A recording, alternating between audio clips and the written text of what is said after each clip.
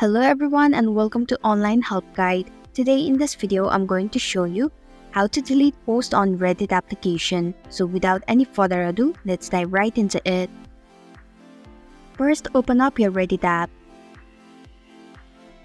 Then, tap on your profile at the top right corner of your screen. Tap on My Profile. Scroll down until you find the post that you want to delete. Then tap on the three vertical dots. Then tap on Delete button. And if you are sure, tap Delete once again. And that's it. Thank you for watching the Online Help Guide. I hope this video was helpful. If it was, please hit the like button and comment if you have any questions or feedback. Also, if you are new to our channel, please subscribe and hit the bell icon so that you don't miss our upcoming videos.